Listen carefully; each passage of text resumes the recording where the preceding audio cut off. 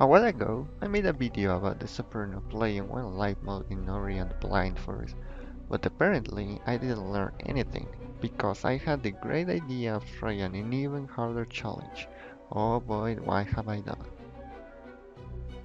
Ori and the Will of the Wisps is a great game, with improved combat and new weapons and skills. Absolutely recommend playing. However, I didn't like the story, and still prefer the gameplay of Blind Forest. I like just pressing a button and seeing stuff in the screen die.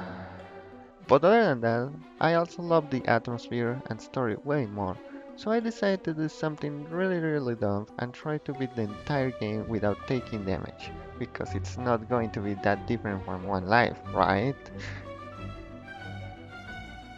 The rules are simple.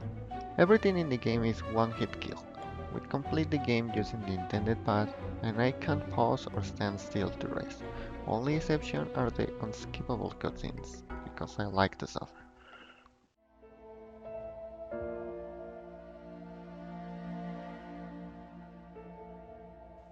The first area of the game is Sunken Glades, and the start is pretty straightforward. Just go to the left and collect sand. Still manage to screw it up, and defeat the enemies there.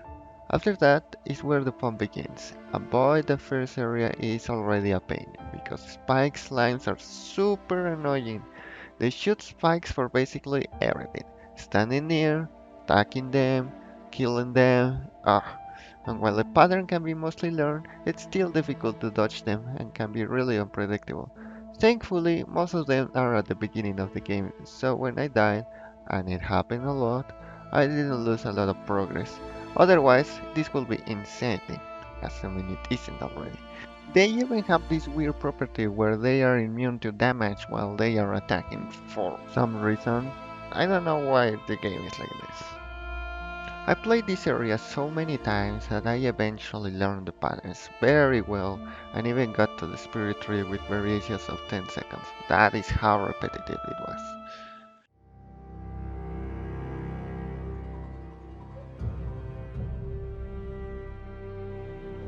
Hollow Groove is more bearable because the enemies are more predictable and you can get rid of many of them with Charged Blade.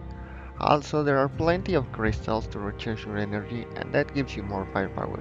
Of course, it's still difficult because if you get hit by literally anything, you die. But overall, I will say this is one of the easier areas. The only annoying part is when the giant slime refuse to give energy, and you're stuck with Spirit Flame for this enemy. But it's not a big deal, just takes a little more time.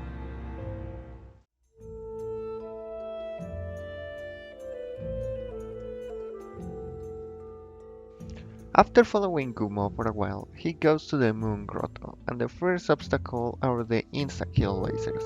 Normally, this will be a big deal in one life, but in this mode everything is insta-kill, so the lasers are a lot easier in comparison. The pattern is very consistent, and I learned that if you go to the left immediately and then right, you can cross them very reliable. However, I learned that until the last attempts, so before that I did it the normal way.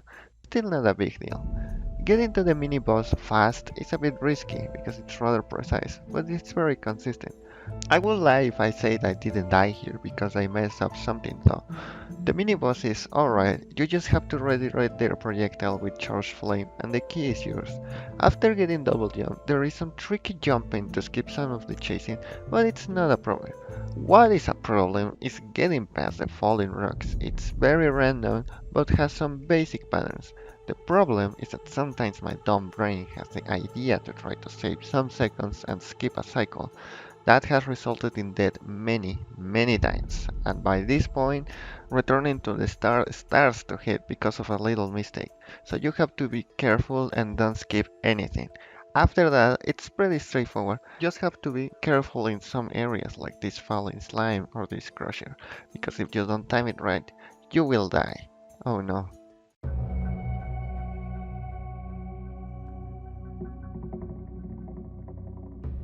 The Ginza Tree is not too difficult. The first problem is these really spiky guys. Not hard, but you have to be patient or you die like with the rocks.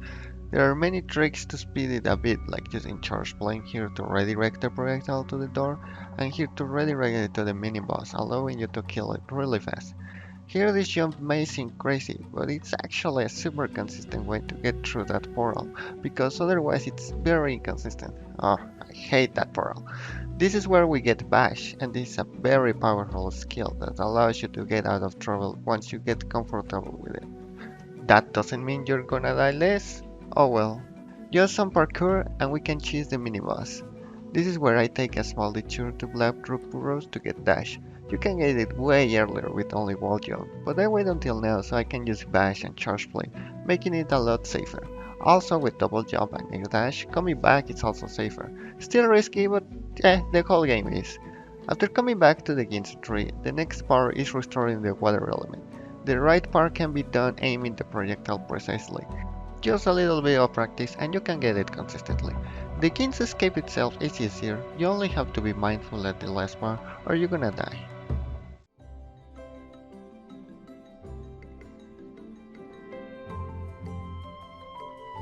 This area, true to its name, is full of thorns everywhere. Even in one life, it's not a big problem because they don't deal a lot of damage. However, in hitless, yeah. It's not too hard, but I still do it slowly because at this point dying will set me back quite a lot and doing it fast wouldn't save that much time anyways. After getting some, I do this trick to save some time and then it's back to Moon Grotto. Man, I absolutely hate these turns. It's not a problem in one life, but I had to practice quite a lot to get this jump right and still fail it many times. Why is the game like this?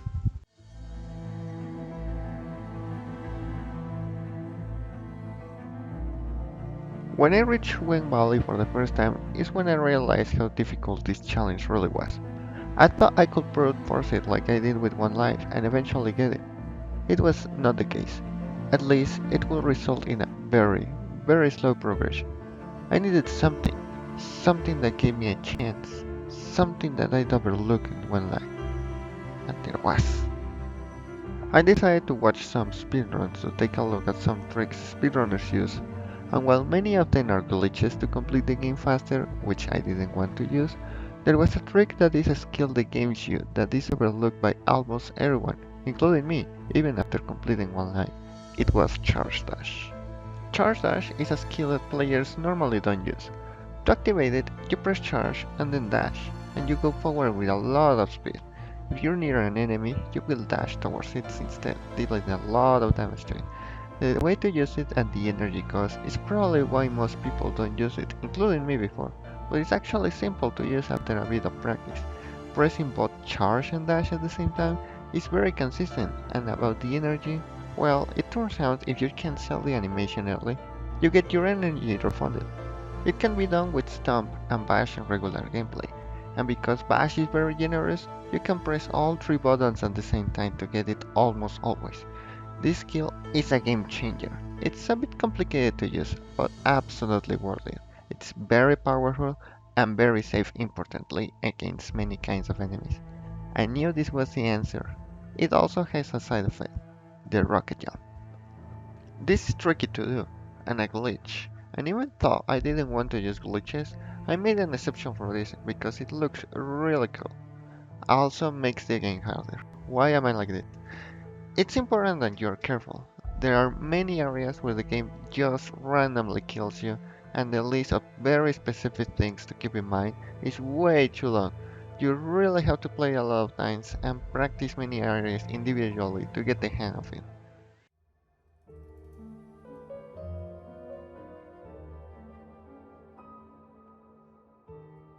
Oh boy, Misty Woods.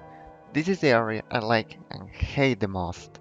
A lot of complicated tricks are in this area, which make it very risky, and also being this late means dying hits hard. For this reason, I made many save files with key points starting in Valley up to the end of the game, and practiced until it was basically muscle memory. I also practiced what to do in the event something went wrong. Not every mistake is moral actually, so being able to recover from a mistake is another thing to keep in mind. Charge Dash was a blessing because you can destroy the mini-bosses really easily and deal with the enemies, but also a curse because I really wanted to do some cool tricks and some are really difficult and it ended a lot of runs.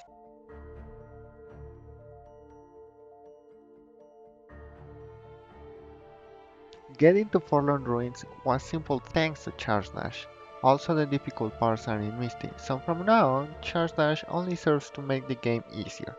Thanks to Grenade, you can skip quite a bit of the ore puzzles, which made it faster and also safer, because you get other ways to do some areas more consistently. The Forlorn Escape was terrible. The ice spikes only deal 1 damage, so it's not a problem even in one life, but in this case, it's horrible. You have to be very careful and pay a lot of attention and be prepared to react quickly. It's not super difficult, but then falling randomly means it's going to be tough. After it, the part where Kuro is looking for you is pretty simple thanks to Charge Dash again. Man, this skill is awesome.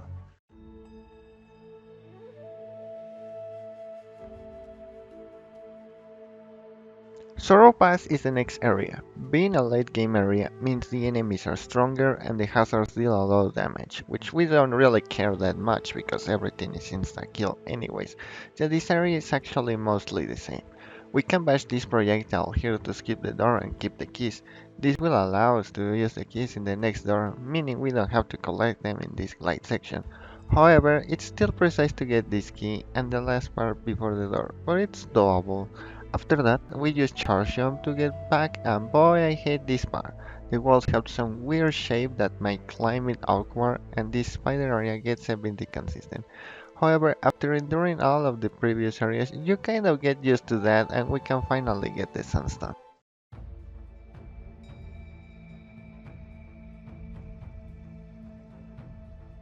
Mount Horror is the last area of the game. It has powerful enemies and hazards. Getting around is not simple because of the hazards like the hot floor and the projectiles. Normally, I wouldn't have much problem with this difficulty, but being this far into the game gets me really nervous, so I'm not doing dumb things. Other than that, solid practice of all the rooms is necessary to clear the area. The first room is a bit tricky, but backsliding and charge dash help. The second room is simple once you get comfortable with charge jump. You don't need to use it, but I didn't know the intended way, even at that moment. Oops. The third room is just about being careful and looking at your surroundings all the time. The fourth room can be made easier destroying the wall with stomp, so you don't have to run around the laser. The fifth room can get very tricky, but bash gliding and triple jump really helps. It's not necessary, but I recommend it. The sixth room, you have to be careful with the slimes. Charge flame and stomps are really useful for this. The top part again charge dash is super helpful and makes it a lot safer. The seventh room has the enemies with the lasers. You can kill them with charge jump and charge flame. After that, moving the rock across the lasers is very risky, so you have to be very careful and take your time. And the final room has a little escape sequence. It's not too hard thanks to charge dash and bash glide again, but practice is necessary.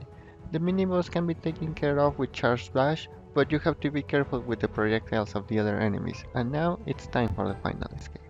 It's not very difficult it on itself, but being on the last part I was super nervous and I died to a fire.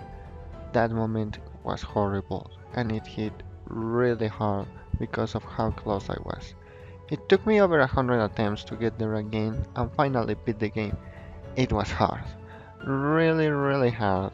But the sensation after all these months of practice and perfecting movement was very pleasant. This challenge is unbelievably difficult. One life is so much easier compared to this, but it's doable.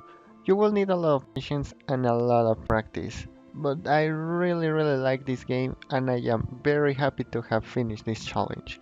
It took me 583 attempts and about 300 hours over a period of 7 months to beat it. Thank you for watching my video and I hope you enjoyed it.